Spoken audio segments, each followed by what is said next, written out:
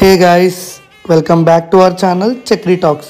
ఇవాళైతే మనం తూర్పుగోదావరి జిల్లాలోని ప్రసిద్ధమైన ఆలయంకి అయితే వెళ్ళబోతున్నామండి. అది ఎక్కడో కాదు, మనకు ఆత్రేయపురం మండలంలో అయితే ఉందండి.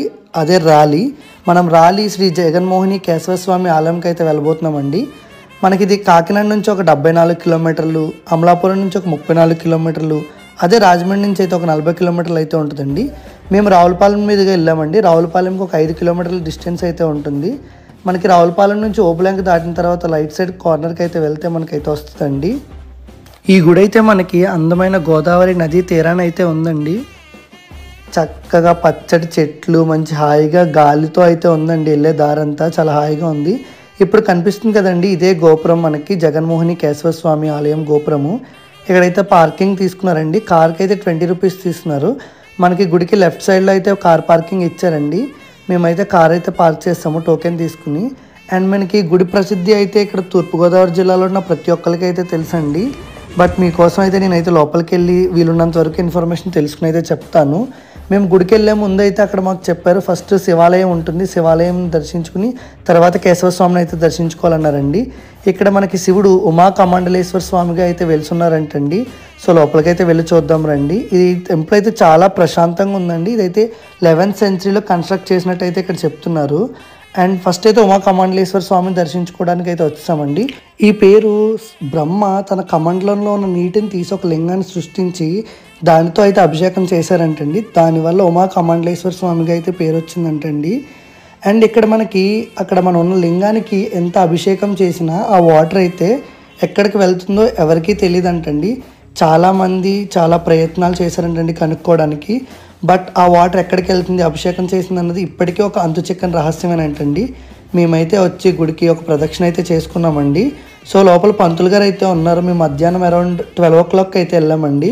సో పంతులు గారిని అడిగాము ఏ టైం వరకు గుడి ఉంటుందంటే 1 గంట వరకు ఉంటుందని చెప్పారండి. సో మేమైతే తొందరగా వెళ్ళి దర్శనం చేసుకుందామని అయితే ఒక ప్రదక్షిణ చేసామండి. ఇక్కడ స్థల పురాణం గురించి పంతులు గారిని అయితే అడగడం జరిగిందండి. పంతులు గారు ఏం చెప్పారంటే, భాగవతం ప్రకారం దేవతలకి మరియు రాక్షసులకి అమృతం కోసం అయితే యుద్ధం జరిగిందంటండి. ఆ యుద్ధం జరిగినప్పుడు దేవతల్ని కాపాడడానికి శ్రీ మహావిష్ణువు మోహిని అవతారం అయితే ధరించారంటండి. మోహిని అవతారం ధరించి ఆయన అయితే వచ్చి ఇరు వర్గాలకి సమానంగా అమృతం పంచుతాను అని చెప్పి దేవతలకు మాత్రమే అమృతం పంచి ఆయన అయితే అదృశ్యమైపోయాడంటండి. అప్పుడు శివుడు మోహిని యొక్క మనోహరమైన అందాన్ని చూసి తన భార్య పార్వతీ సమక్షంలో కొంతకాలం ఆమెను పొందడానికి మోహినీదేవిని అయితే వెంబడించాడంటండి. ఆ వెంబడిస్తూ ఉన్నప్పుడే మోహిని జడ నుంచి అయితే ఒక పువ్వు జారిపడిందంటండి. శివుడు దాన్ని వాసన అయితే చూసారంట. ఆయన వాసన చూసి ఆయన మోహిని రూపంలో ఉన్న శ్రీ మహావిష్ణువుని కనుగొన్నాడంటండి. అప్పుడు శివుడు సిగ్గుపడ్డారంటండి మోహిని వెనకాల పడ్డం గురించి. సో మోహిని జడ నుంచి రాలిపడిన పువ్వు ఈ ప్రదేశంలో పడింది కాబట్టి దీన్ని రాలి అని అంటారంటండి. మనకి టెంపుల్ చూస్తే ఇక్కడ చాలా ప్రశాంతంగా అయితే ఉందండి.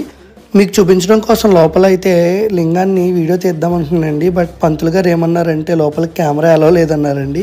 ఫస్ట్ మాకు తెలియక కెమెరా పట్టుకుని లోపలికైతే వెళ్ళబోయాము. పంతులు గారు లాక్కుని హుండీలో వేసేస్తాను 3 సంవత్సరాల వరకు మరి తీయడానికి ఉండదైతే అని అన్నారండి. సో నేనైతే కెమెరా అయితే షూట్ చేయలేకపోయానండి. అండ్ మనకి ఇప్పుడు ఉమా కమండలేశ్వర స్వామి ఆలయంకి స్ట్రైట్గా అయితే ఉంటుందండి మనకి కేశవస్వామి ఆలయం అయితే. సో కొంచెం వాకబుల్ అయితే ఉంటుందండి, ఒక 200 మీటర్స్ అయితే. సో ఇదే మేము లోపలికైతే వచ్చేసామండి. మనకి కేశవస్వామి విగ్రహం అయితే చూడడానికి చాలా అందంగా ఉంటుందండి. నాకైతే చూడగానే చాలా ఆశ్చర్యం కలిగిందండి. అంత నైపుణ్యంగా ఉంటుందండి విగ్రహం. ఎవరు చెక్కారో కానీ చాలా నైపుణ్యంగా చెక్కారండి. ఇది శాలిగ్రామం అంటండి. సో మనకి ఫ్రంట్ సైడ్ అయితే కేశవస్వామిగా ఉంటారండి. అండ్ బ్యాక్ సైడ్ అయితే మోహిని రూపంలో అయితే మనకి దర్శనం ఇస్తారండి. మనకి ఇక్కడ విగ్రహానికి ఫ్రంట్ అయితే 4 చేతులు ఉంటాయండి. అండ్ మనకి వెనకాల అయితే 2 చేతులు ఉంటాయండి. అండ్ కేశవస్వామి ఎదురు 4 చేతులతో ఉంటారండి. అండ్ మోహిని అమ్మవారు మనకి వెనకాల పొడవాటి జుట్టు అండ్ మనకి తొడ మీద పెద్ద పుట్టుమచ్చ అయితే ఉంటుందండి. మనకి పంతులు గారు అయితే చూపిస్తారండి క్లియర్గా, ఒక పువ్వు పట్టుకుని ఎక్స్ప్లెయిన్ చేస్తారు మనకి జగన్మోహిని ఇదిగోండి జుట్టు అండ్ మనకి ఇక్కడ పుట్టుమచ్చ అని చూపిస్తారండి. అండ్ మనకి ఇక్కడ ఇంకొక విషయం ఏంటంటే, మనకి విగ్రహం పాదాల వద్ద భూగర్భం నుండి నీరు ఎప్పుడు మొలకెత్తుతూనే ఉంటుందండి. ఆ నీటితో కింద భగవంతుని పాదాల దగ్గర పువ్వులు ఉంటాయి కదండి, ఆ పువ్వులు అయితే తడిచిపోతూ ఉంటాయి. మనకి అక్కడ పంతులు గారు ఆ పువ్వులను పట్టుకుని ఆ నీటిని తీసి మనకి భక్తుల మీద అయితే జల్లుతూ ఉంటారండి. మనకి ఇక్కడ లక్ష్మీదేవితో పాటు శ్రీ సత్యనారాయణ స్వామి కూడా ఒక చిన్న మందిరం అయితే ఉందండి. అండ్ మనకి ఇక్కడ గుడిలో ఒక శిలాఫలకం అయితే ఏర్పాటు చేశారండి గుడి చరిత్ర చదువుకోవడానికి అయితే. ఎవరైనా తెలియని వాళ్ళు ఉంటే ఇక్కడ మనకి శిలాఫలకం చదివితే అయితే అర్థం అవుతుందండి. అండ్ మనకి ఇక్కడ గుడి కింద నుంచి భూగర్భంలో అయితే ఒక దారి అయితే ఉందంటండి. ఇంతకు ముందు అయితే చూపించేవారంటే ఇప్పుడు నేను అడిగాను, నాకైతే చూపించలేదు అక్కడ ఎవరిని అడిగినా. అండ్ మనకి ఇక్కడ గుడిలోకి వెళ్ళడానికి అయితే టికెట్ ప్రైసింగ్ అండి, like 20 rupees, 50 rupees, 100 rupees ticket pricing అయితే ఉన్నాయి. అండ్ ఇక్కడికి వచ్చిన వాళ్ళకి భక్తులకి అయితే మనకి భోజనాల ఏర్పాటు కూడా ఉందండి. అండ్ రూమ్స్ ఫెసిలిటీ కూడా అవైలబుల్ ఉందండి. సో ఎవరైనా రావాలనుకుంటే రావచ్చు. అండ్ ఇక్కడ మనకి 5 బుధవారాలు వస్తే మనం అనుకున్న కోరిక నెరవేరుతుందని చెప్పి అయితే బోర్డు కూడా ఉందండి. చాలామంది బుధవారాలు కూడా వస్తారంటండి. మీకు మరిన్ని ఇలాంటి ఇన్ఫర్మేటివ్ వీడియోస్ కావాలంటే సబ్స్క్రైబ్.